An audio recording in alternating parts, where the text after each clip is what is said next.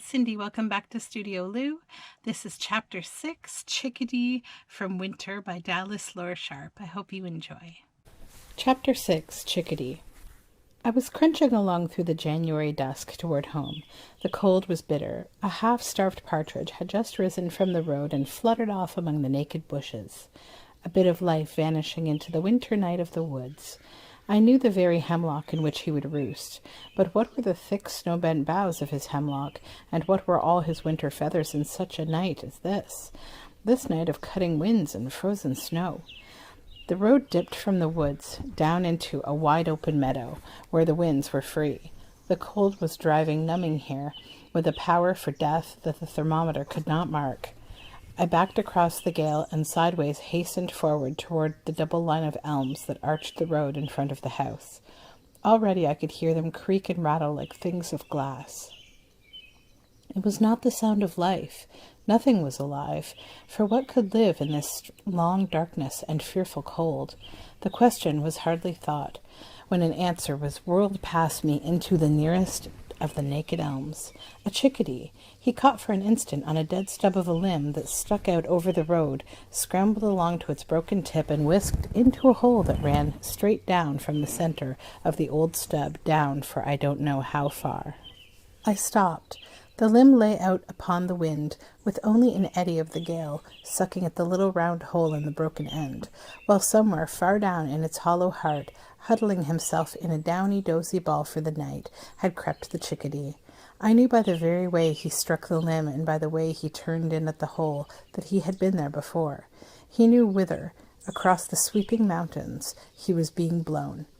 He had even helped the wind as they whirled him, for having tarried along the roads until late he was in a great hurry to get home, but he was safe for the night now, in the very bed, it may be, where he was hatched last summer, and where at this moment, who knows, were crowded half a dozen other chickadees, the rest of last summer's brood, unharmed still, and still sharing the old home hollow, where they were as snug and warm this fierce wild night as ever they were in the soft May days when they nestled here together. The cold drove me on, but the sight of the chickadee had warmed me, and all my shivering world of night and death, and so he ever does, for the winter has yet to be that drives him seeking shelter to the sunny south. I never knew it colder than in January and February of 1904. During both of those months I drove morning and evening through a long mile of empty, snow-buried woods. For days at a time I would not see a crow, but morning and evening at a certain dip in the road, 2 chickadees would fly from bush to bush across the hollow and cheer me on my way.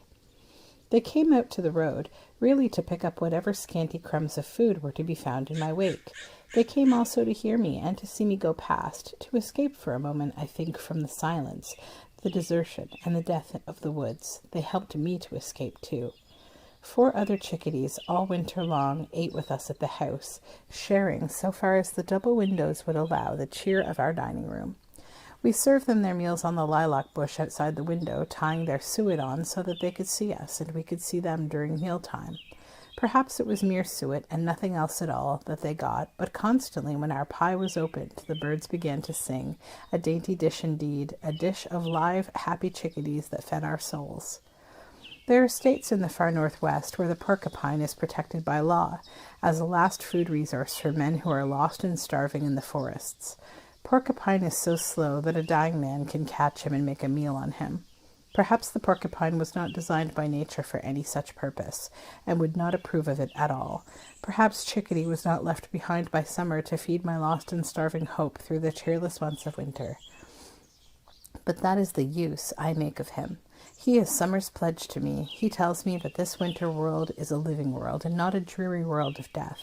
The woods are hollow, the winds are chill, the earth is cold and stiff, but there flits Chickadee, and I cannot lose faith nor feel that this procession of bleak white days is all a funeral. If Chickadee can live, then so can I. He is the only bird in my out-of-doors that I can find without fail 365 days in the year. From December to the end of March, he comes daily to my lilac bush for suet. From April to early July, he is busy with domestic cares in the grey birches down the hillside.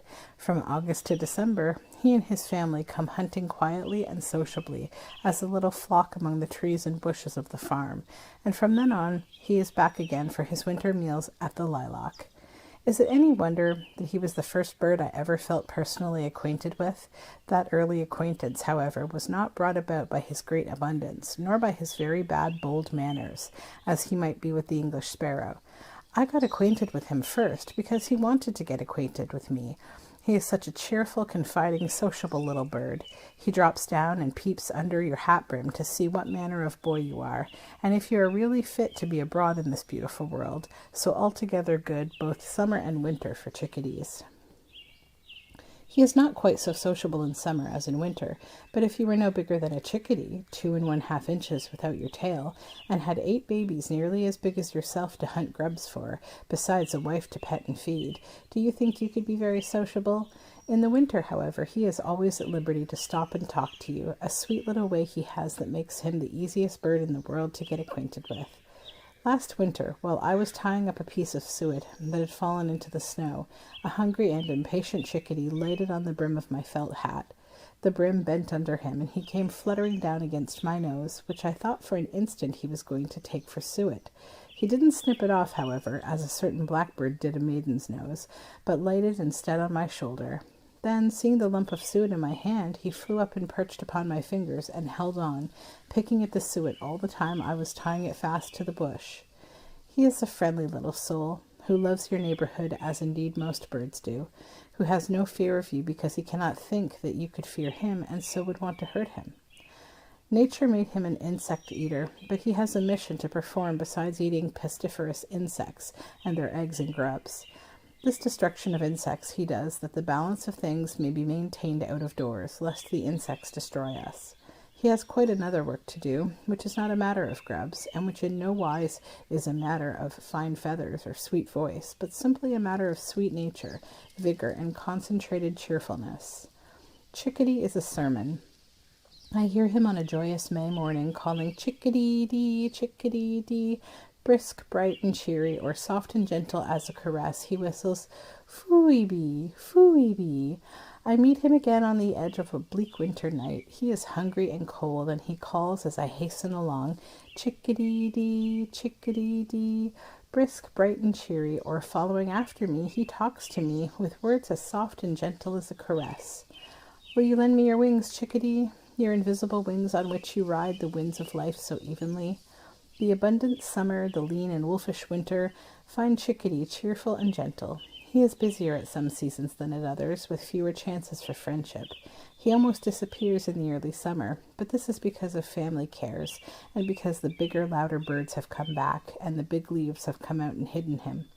A little searching and you will discover him in one of your old decayed fence posts maybe, or else deep in the swamp, foraging for a family from 6 to 8 and fairly bulge and boil over from the door of their home.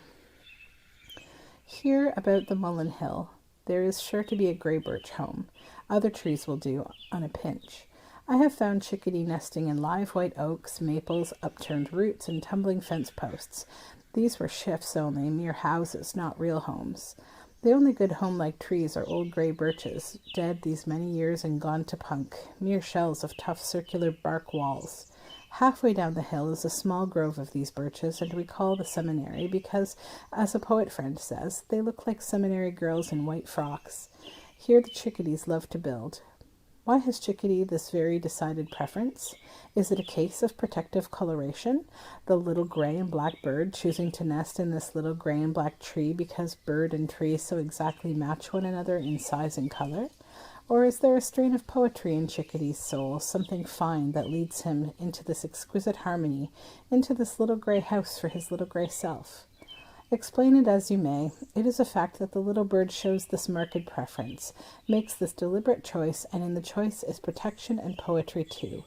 Doubtless he follows the guidance of a sure and watchful instinct, but who shall deny him a share of the higher, finer things of the imagination? His life is like his home. gentle and sweet and idyllic. There was no happier spot in the summer woods than that about the birch of the Chickadees, and none whose happiness you will be so liable to disturb.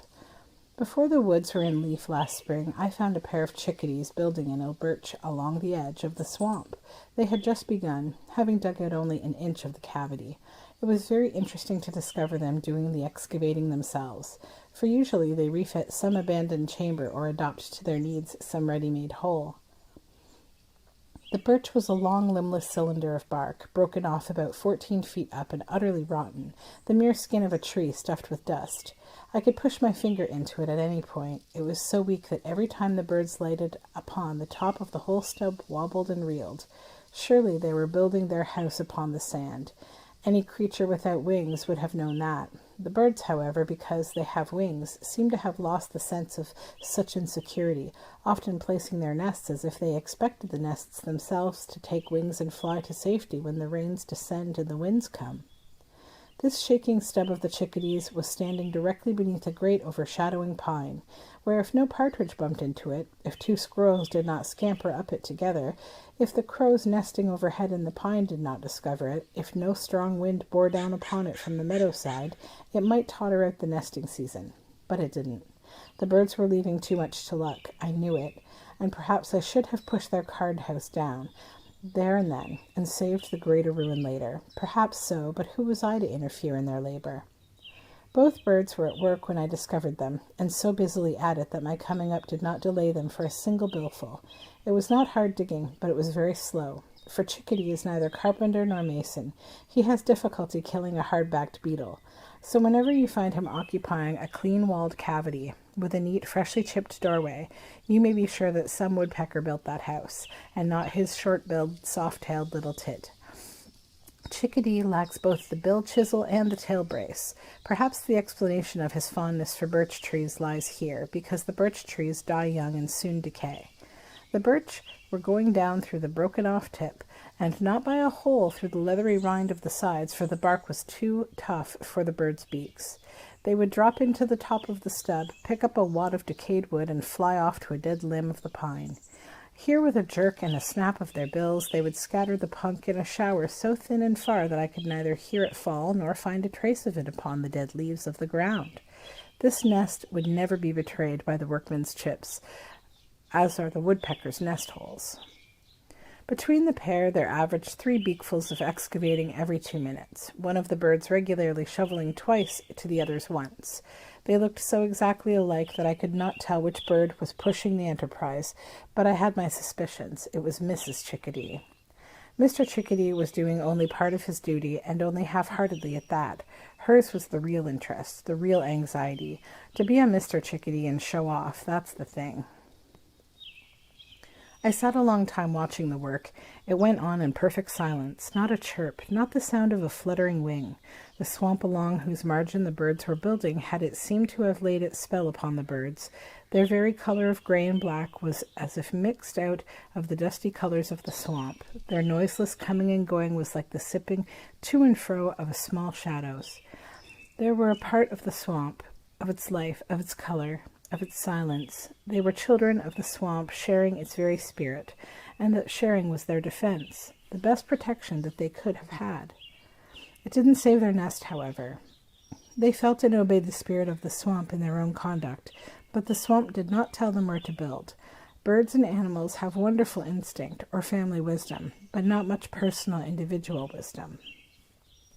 It was about 3 weeks later when I stopped again under the pine and found the birch stub in pieces upon the ground.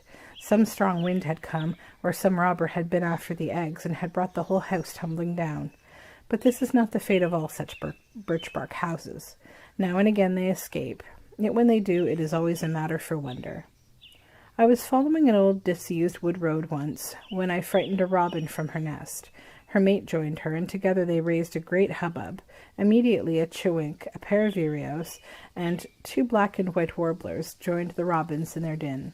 Then a chickadee appeared. He had a worm in his beak. His anxiety seemed so real that I began to watch him, when looking down among the stones for a place to step, what should I see but his mate emerging from the end of a tiny birch stump at my very feet. She had heard the racket and had come out to see what it was all about. At sight of her, Mr. Chickadee hastened with his worm, brushing my face almost as he darted to her side. She took the worm sweetly, for she knew he had intended it for her. But how do I know it was intended for her, and not for her young? There were no young in the nest, only eggs. Even after the young came, there were 8 of them, when life, from daylight to dark, was one ceaseless hurried hunt for worms. I saw him over and over fly to Mrs. Chickadee's side, caressing and tempt her to eat. The house of this pair did not fall. How could it when it stood preciously 2.5 feet from the ground? But that it wasn't located is due to the amazing boldness of its situation. It stood alone, close to the road, so close that the hub of a low wheel in passing might have knocked it down. Perhaps 100 persons had brushed it, going by. How many dogs and cats had overlooked it, no one can say, nor how many skunks and snakes and squirrels. The accident that discovered it to me, that happened apparently to no one else, so here it stood safe, but only by the grace of luck. Cutting a tiny window in the bark, just above the eggs, I looked upon the children every day. I watched them hatch, grow, and fill the cavity and hang over the top. I was there the day they forced my window open. I was there the day when there was no room at the top, and when, at the call of their parents, one child after another of this large, sweet bird family found his wings and flew away through the friendly woods.